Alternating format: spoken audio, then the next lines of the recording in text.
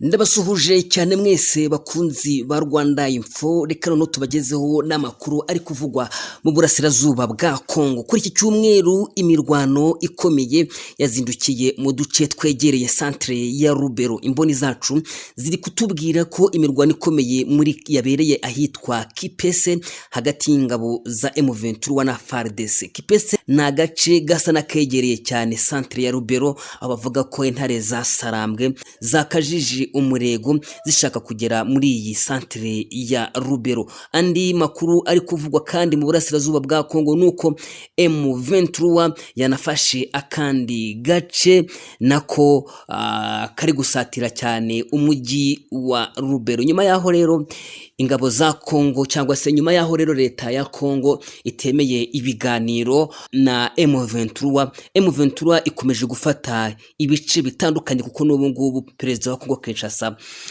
Felix Antoine Tshisekedi Chilombo akomeje kurahira ko atazaganira n'ingabo za M23. Nani babwiye ko rero M23 bamaze gufata akandi gace, ariko andi makuru angeze akanavuga ko FARDC yongeye guhagurutsa indege za Sukhoi nyuma y'igihe kirekire. Reka tubanze tujye kuri iyi nkuru turebe FARDC izi ndege izihagurukije gute muri centre ya Rubero. Bashobora kubahagurukije izi Sukhoi nyuma yaho babona ko basumbirijwe cyane. Amakuru aravuga ko kuva ku isaha y'isa 9 mu rukerera rwo kuri iki cyumweru tariki ya 22 Ukuboza 2024 ingabo z'ihuriro ry'ubutegetsi bwa Kongo Kinshasa no kuvuga ni Barundi, Wazalendo, abacancuro ndetse n'ingabo za FARDC ngo bagabye ibitero simusiga ku turere dutuwe cyane nka Rubero, Kitsambiro no mu nkengero zaho ndetse no ku birindiro bya M23. Uruhande rwa M23 ruvuga ko rwiyemeje gucecekesha izo ntwaro ahitwa muri Mambasa na Alimbongo. Ubwo ni muri Rubero. Ingabo za Kongo FARDC nyuma y'igihe kirekire zongeye gukoresha indege zabo z'intambara za Sukhoi zaturutse mu mujyi wa Goma. Amakuru yandi akavuga ko indi mirwano muri iki gitondo cyo ku cyumweru kandi yavuzwe ahitwa ku muhanda wa Mima Katale ni muri teritwari ya Masisi nk'uko ikinyamakuru cyitwa Kivu Post cyabyanditse. Ni nako kandi bavuga ko kuwa gatandatu tariki ya 21 Ukuboza 2024 M23 yafashe agace kitwa Command Lake, ikavuga ko ishaka gukomeza kwigarurira indi midugudu yo muri utu duce twegereye centre ya Rubero. Reka noneho turebe M23 aka gace yagafashe ite. Amakuru avuga ko M23 yafashe agace kitwa Command Lake nyuma yo gufata kitwa Command Gite. Hari kuri wa gatandatu tariki ya 21 Ukuboza 2024 nyuma ya saa 6 ingabo z'ihuriro ry'ingabo za Alliance Fleuve Congo rirwanya ubutegetsi bwa Perezida Tshisekedi zafashe agace kitwa Command Lake nyuma y'umunsi umwe zifashe Command Gite. Amakuru avuga ko ingabo za M23 zabigezeho nyuma yo gutatanya no kwirukana inyeshyamba za Wazalendo, FARDC na FDL bagahita bagenda M23 igafata ako gace. Command Lake yabohowe nyuma y'imirwano ikaze nk'uko byatangajwe mu nama yakozwe n'abasirikare ba M23 nimugoroba muri uyu mujyi uherereye ku nkombe y'uburengerazuba bw'ikiyaga cya Lac Edouard, ni muri sheferi ya Batangi, ni muri teritwari ya Rubero. M23 yatangaje ko ishaka gukomeza kwigarurira indi midugudu nka Taliha, Kiseleka, Lunyasenge. Ubwo wenda kuba ari kunyumva barumva neza utwo duce utari two icyakora twose ni muri teritwari ya Rubero. Ubwo ni ukuvuga ko M23 n'ubundi iracyakomeje kwigarurira utundi duce. Cyakora Perezida Felix Antoine Tshisekedi we nubwo M23 iri gufata uduce tundi dutandukanye, we akomeje kurahira akirenga akavuga ko atazigera aganira na M23. Ati M23 niyo yafata Kongo yose ikagira ku muryango waho ntuye sinzashyikirana nayo. Uwo ni Felix Antoine Tshisekedi. Perezida wa Kongo Kinshasa Felix Antoine Tshisekedi aravuga ko atazigera na rimwe ajya mu biganiro na M23 kabone naho uyu mutwe wafata Kongo yose ukanagera mu muryango w'urugo rwe. Tshisekedi yabitangaje kuri uyu wa gatandatu tariki ya 21 Ukuboza 2024 ubwo yaganiraga n'abagize ihuriro Union Sacrée de la Nation, ari naho akomoka. Ni Tshisekedi ku cyumweru gishize wakabaye yarahuye na mugenzi w'u Rwanda Paul Kagame bakaganira ku makimbirane ibihugu bayoboye bifitanye. Gusa inama yagombaga kubahuriza i Rwanda iza gusubikwa ku munota wa nyuma bitewe n'uko Kongo n'u Rwanda bananiwe guhuza ku ngingo yo kujya mu biganiro na M23. Kinshasa ikomeje gutsimbarara ku cyemezo cy'uko itazigira na rimwe ijya mu mishyikirano n'uyu mutwe kuko iwufata nk'umutwe w'iterabwoba. Tshisekedi ubwo kwa gatanu yarari mu nama y'abaminisitiri yavuze ko yanze yivuye inyuma imishyikirano yari yose na M23. Kuri uyu wa gatandatu ubwo yaganiraga n'abadepite, abasenateri n'abandi banyapolitiki bo mu ihuriro Union Sacrée de la Nation, yashimangiye ko uyu mutwe niyo wagira ku muryango w'urugo rwe nawe atazajya mu mishyikirano nawo.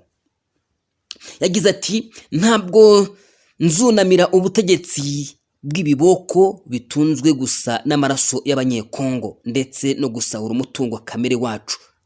Ntiturivuguruza ku cyemezo cyo kutajya mu mishyikirano na M23. Kinshasa kandi ikomeje kurahira kitazigira na rimwe ishyikirana na M23 mu gihe mu kwezi gushize arebwo banze kujya mu mishyikirano. Minisitiri w'Ububanyi n'Amahanga wa Kongo Kinshasa Therese Kayikwamba aherutse kubwira France 24 ko ibiganiro byonyine Kinshasa ishobora kujya na M23 byaba mu rwego rw'ibya Nairobi isanzwe igirana n'indi mitwe yitwaje intwaro. Gusa ubuyobozi bwa M23 buza kubyamaganira kure buvuga ko uyu mutwe udashobora kwemera kwivanga n'indi mitwe y'inyeshyamba cyangwa indi yari yose igize ihuriro ry'ingabo za leta ya Kongo Kinshasa. Ayo niyo makuru ari kuvugwa mu burasirazuba bwa Kongo Kinshasa. Benshi baba bakomeje kutubaza ari benshi batubwira bati mutubwire aho amakuru ageze, mwebwe mubasha kuyakurikirana, natwe nicyo tubereye hano kuri Rwanda Info.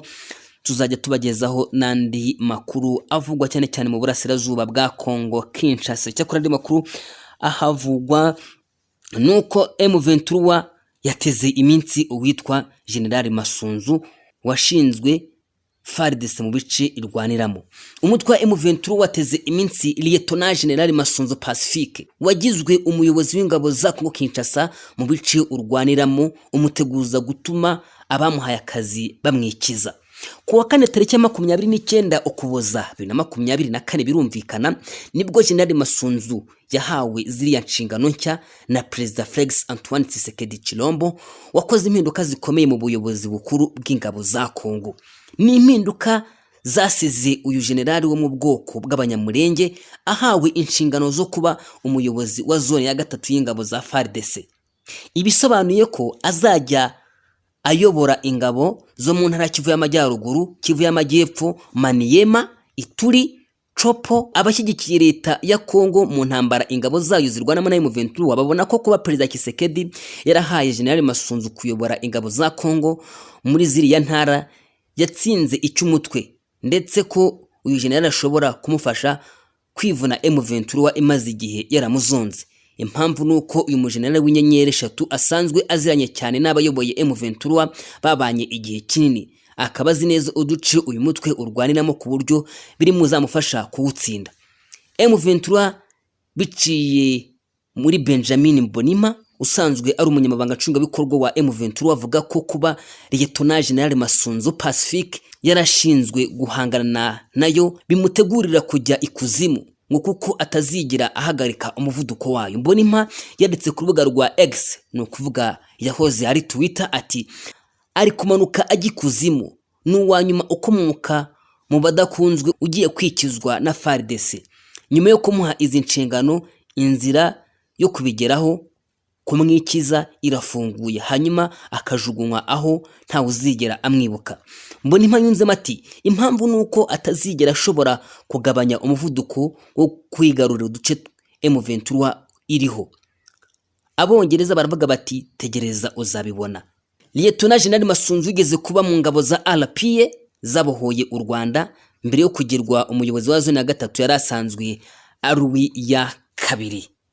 Ayo ni amakuru dukomeje kubagezaho yo mu burasirazuba bwa Kongo, ariyo yaranagezweho. Turakomeza rero n'ubundi kubashakira andi makuru ari kuvugwa mu burasirazuba bwa Kongo kugira ngo ababa bayatubajije mumenye ngo ni amakuru ari kuvugwa na ayahe. Hari n'abatubajije atari ko se ubundi Lieutenant General Jules Mwilambwe wagizwe umugaba mukuru mushya wa Kongo Kinshasa ni muntu ki? Bati mu mutuvire muzingo.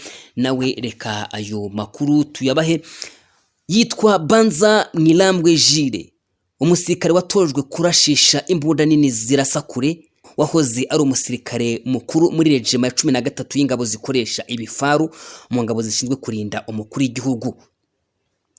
Tariki ya 19 Ukuboza 2024 yagizwe umugaba mukuru mushya w'ingabo za Kongo, asimbuye Lieutenant General Christian Chiwewe wari kuri uyu mwanya kuva muri 2022. Ubu akaba yagizwe umujyanama muri presidence. Iri shyirwaho rije mu rwego rwo guhangana n'ibibazo by'umutekano biriho mu burasirazuba bw'igihugu urangwa n'ihohoterwa ryiyongereye.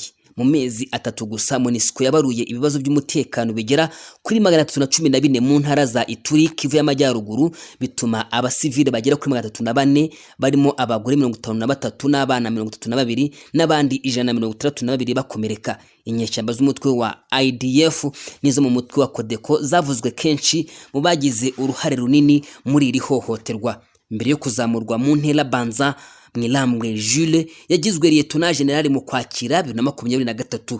Yari komanda wungirije w'ingabo zishinzwe kurinda Perezida Felix Antoine Tshisekedi Tshilombo, ushinzwe ibikorwa n'ubutasi. Mbere yaho yabanje kuba komanda wungirije ushinzwe imiyoborere n'ibikoresho mu ngabo zirinda umukuru w'igihugu. Izi mpinduka mu buyobozi bw'ingabo za Kongo zije mu gihe imirwano hagati ya M23 na FARDC n'indi mitwe bifatanyije. M23 yaguye akarere igenzura muri iki cyumweru, cyane ko yerekeza Pinga muri teritwari ya Walikare, ndetse yashyizeho abayobozi muri utwo turere igenzura nk'uko byagarutsweho mu matangazo yagiye ashyirwa ahagaragara ndetse bikanashimangirwa na Bertrand Bisimwa uhagarariye M23 mu bya politike. Lieutenant General Banza Mwilambwe Jules agiye kuri iyi mirimo mu gihe guverinoma ikomeje guhatirwa kugirana ibiganiro na M23 kugira ngo amahoro abashe kugaruka mu burasirazuba bwa Kongo, nubwo itabikozwa. Ni mu gihe kandi intambara ikomeje guhitana ubuzima bw'abanyekongo batari bakeya. Ngayo rero amakuru twari twabateguriye hano kuri Rwanda Info, amakuru yavugwa mu burasirazuba bwa Kongo nandi ari butugireho. Turakomeza kugenda tuyabaha uko ari bugende yisukiranya. Ndabashimiye mwese, mukomeze mukore subscribe kuri Rwanda Info. Kubaho mwakoze cyane mwese, tuzasubire ubutaha kuri Rwanda Info.